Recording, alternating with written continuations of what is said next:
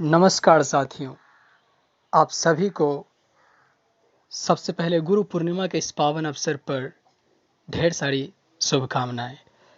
मेरे उन सभी गुरुओं को जिन्होंने बचपन से लेकर आज तक कदम कदम पे हमें हर तरह से मदद की, हर वो ज्ञान दिया जो हमें ज़िंदगी में आगे बढ़ने के लिए ज़रूरी है। उन सभी गुरुओं को हृदय से चरण में सादर प्रणाम करते हैं। साथियों, मैं निरंजन आप सबों का अपने इस YouTube चैनल दिव्य ज्ञानम में स्वागत करता हूं।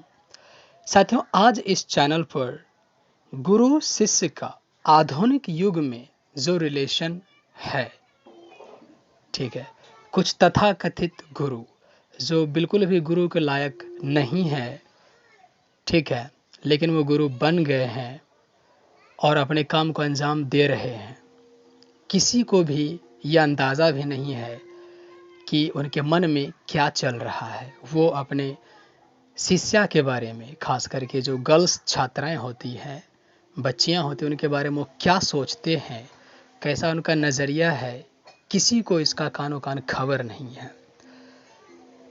तो हमने सोचा कि इस पर ध्यान देना चाहिए, क्योंकि हम जानते हैं कि हमारे समाज में, हमारे देश में आज महिलाओं पे, बच्चियों पे, लड़कियों पे तरह तरह की घटनाएं हो रही हैं, तरह तरह के अत्याचार हो रहे हैं।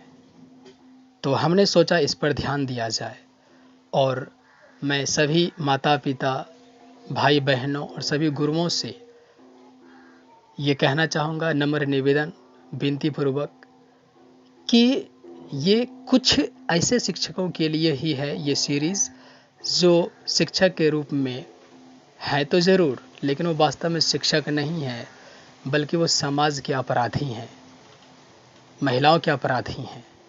ठीक है, तो आप बहुत कुछ जानेंगे दोस्तों।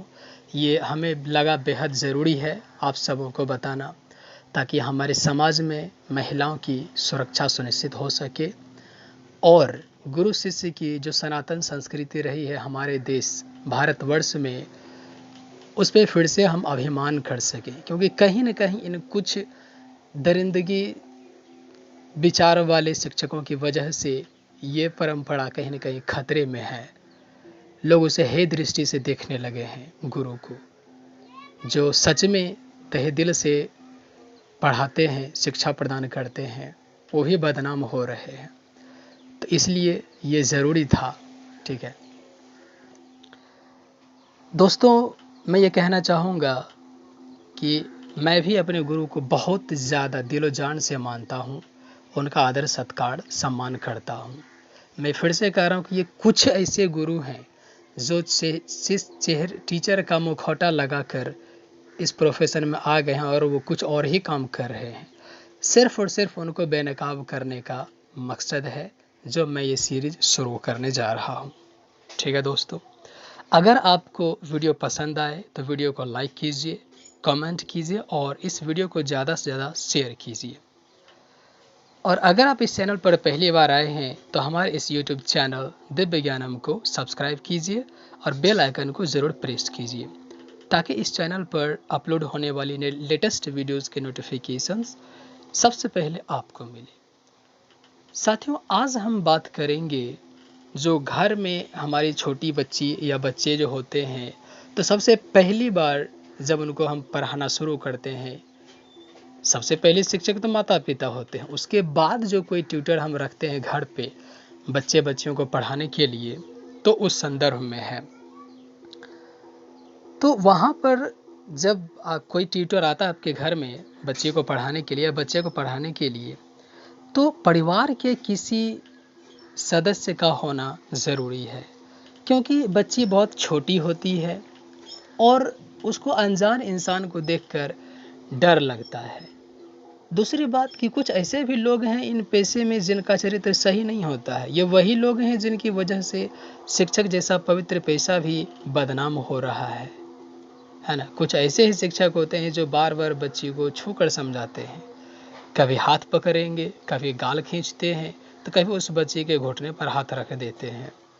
ऐसे में वो डरी हुई अबोध बच्ची बिल्कुल अबोध होती है, कुछ बोल ही नहीं पाती है, क्योंकि वो पहले ही नए व्यक्ति को वो देखकर डरी हुई होती है, और दूसरा उसे अपने माता पिता से भी डर लगता है। तो इस वजह से वो कुछ नहीं बोल पाती कि माता पिता उसे डांटेंगे।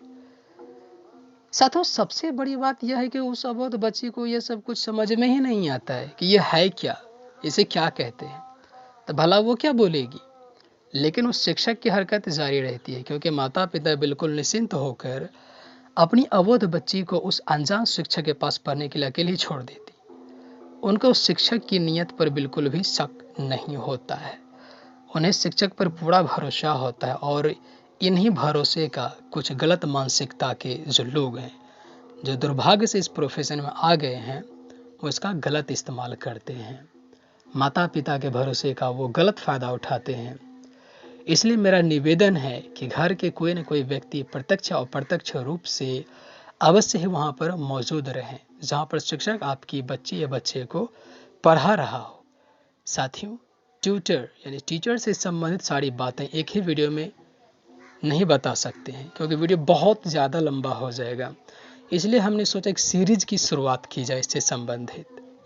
ठीक है, इस सीरीज के माध्यम से हमने अलग अलग भाग में आपको बताने का निर्णय किया है, स्पेशली टीचर और स्टूडेंट्स के बारे में।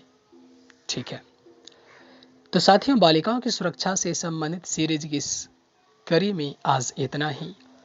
साथियों, आपको हमारा आज का ये प्रयास कैसा लगा, कृपया आप हमें नीचे कमेंट सेक्शन में कमेंट करके ज़रूर बताएं।